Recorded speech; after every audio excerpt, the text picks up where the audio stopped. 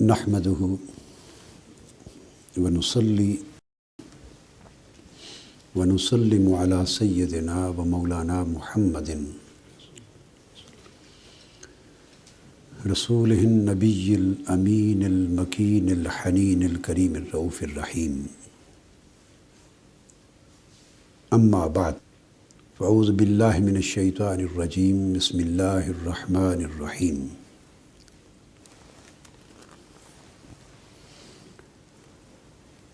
क़ुल ला अस्अलुकुम अलैहि अजरन इल्लल मवद्दत फ़िल क़ुरबा।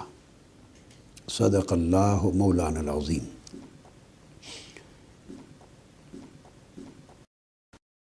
मुअज़्ज़ज़ ख़वातीन व हज़रात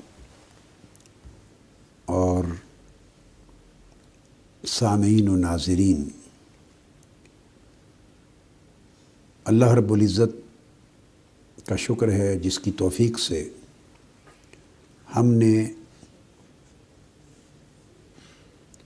अज़मत शहादत इमाम हुसैन अलैहिस्सलाम के मौज़ू पर 3 किस्तों पर मुश्तमिल एक सिलसिला गुफ्तगू शुरू किया, जिसमें से पहली किस्त गुफ्तगू की कल गुज़र चुकी। आज इंशाअल्लाह ताला हम उसी सिलसिला गुफ्तगू को आगे बढ़ा रहे हैं। पहली नशिस्त में मैंने मुहब्बत अहले बैत के तनाजुर में सैयदना अलीउल मुर्तज़ा करमल्लाहु वजहुल करीम और सैयदा कायनात सैयदा फ़ातिमतुज़ ज़हरा रज़ियल्लाहु ताला अन्हा उनका ज़िक्र किया और गुफ्तगू यहाँ पे ख़त्म की थी कि हुज़ूर अलैहिस्सलातु वस्सलाम ने सैयदा फ़ातिमतुज़ ज़हरा रज़ियल्लाहु ताला अन्हा के लिए फ़रमाया कि फ़ातिमा मेरा बदआ है, फ़ातिमा तो बदअतुम मिन्नी, फ़ातिमा तो मुदग़तुम मिन्नी, फ़ातिमा तो शजनतुम मिन्नी, कि फ़ातिमा का ताल्लुक़ मेरी जान से, मेरी ज़ात से और मेरे वजूद से बदआ का है, यानी 2/3 जान मेरी फ़ातिमा में है। मुदग़ा का ताल्लुक़ है, यानी मेरा दिल और मरकज़ रूह फ़ातिमा की ज़ात है। और शजना का ताल्लुक़ है, यानी मेरी जान और फ़ातिमा की जान ज़ेरे ज़मीन दरख्त की जड़ें जिस तरह आपस में पैवस्त होती हैं और जुदा नहीं की जा सकती, इस तरह मुझे और फ़ातिमा को जुदा नहीं किया जा सकता। यानी ये नामुमकिन है कि कोई कहे कि हम रसूलुल्लाह सल्लल्लाहु अलैहि वसल्लम से मोहब्बत करते हैं और फ़ातिमतुज़ ज़हरा से नहीं करते। फरमाया ये तुम्हारी, जब मेरा कलमा पढ़ लिया तो तुम्हारी डिस्क्रिशन न रही। अब तुम्हारी मर्ज़ी का मसला नहीं है, जिसका कलमा पढ़ रहे हो ये उसकी मर्ज़ी का मसला है।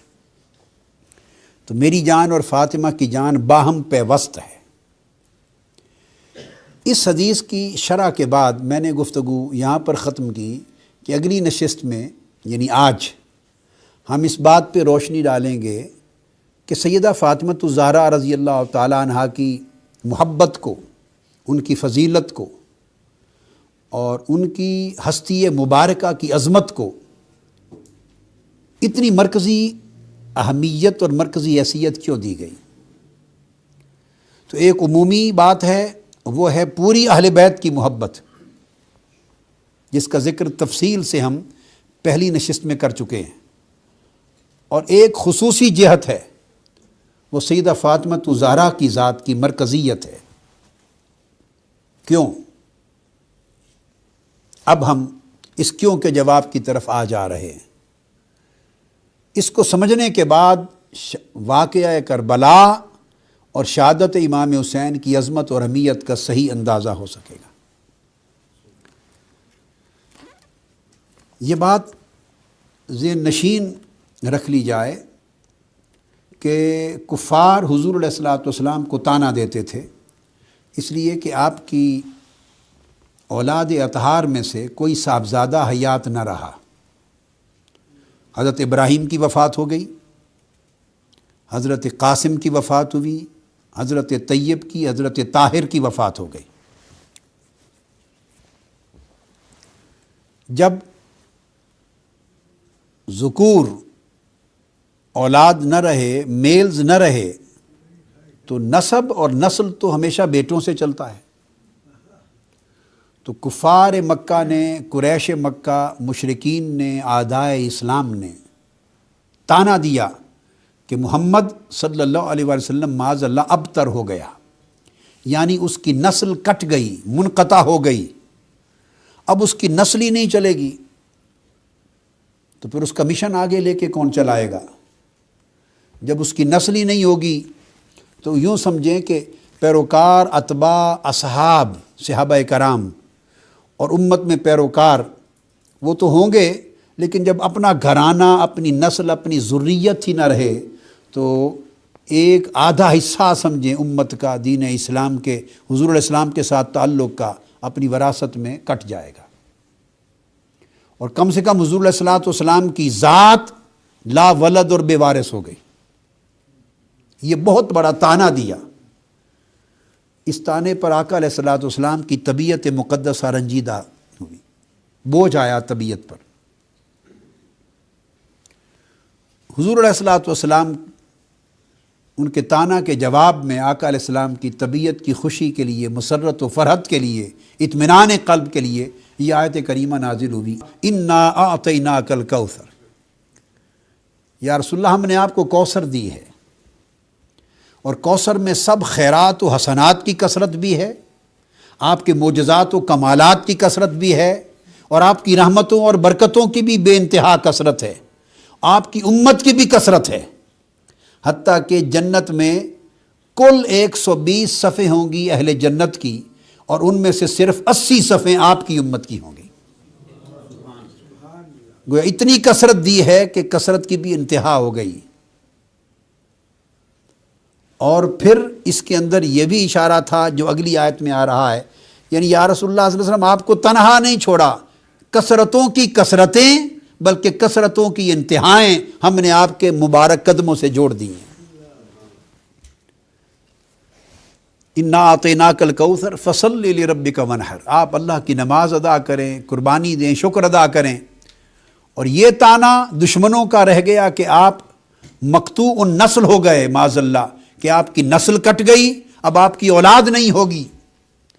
تو یہ تانا بھی غلط ہے، ان شانئک ھو الابتر، آپ کی نسل نہیں کٹی، آپ کے دشمن کی نسل کٹ گئی، اس کا نام و نشان مٹ جائے گا دنیا سے۔ جو آپ کا دشمن ہوگا دنیا میں اس کی نسل کا کوئی نام و نشان، کوئی وجود نہیں ہوگا۔ جو آپ کے دین کا دشمن ہوگا، جو آپ کی ذریت کا دشمن ہوگا، اس کا کوئی نام و نشان دنیا میں لینے والا نہیں ہوگا۔ تو آپ کے دشمنوں کی نسل کٹ گئی۔ یہ جو جواب دیا ان کو، یہ تو اس تانے کا رد تھا، مگر اس رد کی اور حضور علیہ السلام کی نسل کے برقرار رہنے کی کوئی عملی شکل بھی تو ہونی تھی، عملی شکل بھی تو ہونی تھی کہ دشمنوں کی نسل کٹ گئی، آپ کی نسل باقی رہے گی اور اتنی پھیلے گی کہ اس میں بھی کثرت ہوگی اور برکت ہوگی۔ تو اس کی عملی شکل کیا تھی؟ تو آقا علیہ السلام کی نسل مقدس، ذریت مبارکہ، آل اطہار اور اولاد امجاد، تو حضور کی نسل پاک کو پوری دنیا میں پھیلا دینے کا واحد ذریعہ اور وسیلہ اللہ نے حضور کی شہزادی فاطمۃ الزہرا کو بنایا رضی اللہ تعالی عنہا۔ تو فاطمۃ الزہرا کا وجود گویا کفار کے تانا کا جواب بن گیا۔ ان کے ذریعے آپ کی نسل برقرار رہے گی، اوروں کی نسل بیٹوں سے چلتی ہے، آپ کی نسل آپ کی صاحبزادی سیدہ فاطمہ سے چلے گی۔ یہ وہ وجہ تھی کہ جو مرکزیت دی گئی سیدہ فاطمۃ الزہرا کو، اور ان کی ناراضگی میں اپنی ناراضگی اور اللہ کی ناراضگی ڈکلیئر کر دی، چونکہ اب ایمان کا رشتہ امت کا سیدہ فاطمۃ الزہرا کے ذریعے حضور کی بارگاہ سے جوڑا جا رہا تھا، خانوادہ نبوت سے جو تعلق جڑنا تھا اور خاندان نبوت کے ساتھ جو عقیدت محبت کا جو رشتہ استوار ہونا تھا، وہ رشتہ سیدہ فاطمۃ الزہرا رضی اللہ تعالیٰ عنہ کو بنایا گیا۔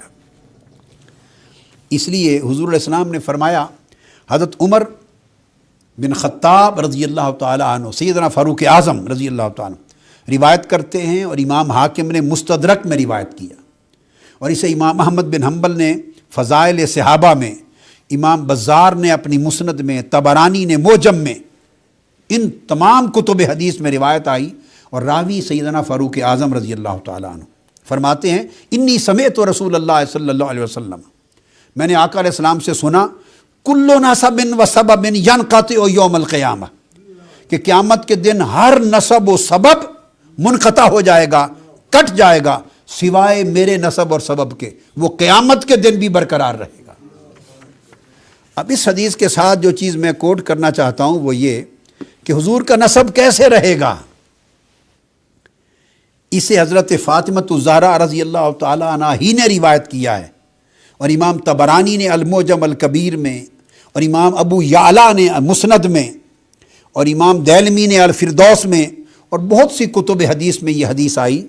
سیدہ فاطمۃ الزہرا رضی اللہ تعالیٰ عنہ روایت کرتی ہیں، اور جو روایت میں اب کوٹ کر رہا ہوں اسی حدیث کے لیے، وہ میں سیدنا عمر فاروق سے کوٹ کر رہا ہوں رضی اللہ تعالیٰ عنہ، اور حضرت جابر بن عبداللہ سے کی جو روایت ہے وہ کوٹ کر رہا ہوں، اور وہ روایت بھی طبرانی نے موجم میں، اور امام احمد بن حنبل نے روایت کی، اور امام حاکم نے مستدرک میں روایت کی۔ سیدنا فاروق اعظم رضی اللہ تعالیٰ عنہ فرماتے ہیں، قال سمعت رسول اللہ صلی اللہ علیہ وسلم یقول، میں نے سنا کہ حضور علیہ السلام فرمایا کرتے تھے، کل بنی انسا وفی روایت کل بنی ام فإن عصبتهم لأبیہم ما خلا بنی فاطمہ فإنی انا عصبتهم وانا ابوہم۔ فرمایا کہ ہر عورت کی اولاد کا نسب، ہر عورت کی جو نسل چلتی ہے اس کا نسب اس کے باپ سے ہوتا ہے، یعنی ہر اولاد کا، ہر نسل کا، ہر ذریت کا نسب باپ سے چلتا ہے۔ فرمایا سوائے اولاد فاطمہ کے، کہ فاطمہ کی اولاد کا عصبہ بھی میں ہوں اور باپ بھی میں ہوں۔ تو گویا سیدنا علی شیر خدا رضی اللہ تعالیٰ عنہ، اس لیے آقا علیہ السلام نے فرمایا کہ حسن اور حسین جو اولاد فاطمہ ہیں ان کا باپ میں ہوں اور وہ میرے بیٹے ہیں۔ حضور علیہ السلام نے کبھی ان کو اپنا نواسا نہیں کہا، کبھی نواسا نہیں فرمایا، بیٹے ہیں، اس لیے کہ آقا علیہ السلام کا نسب ان سے چل رہا ہے۔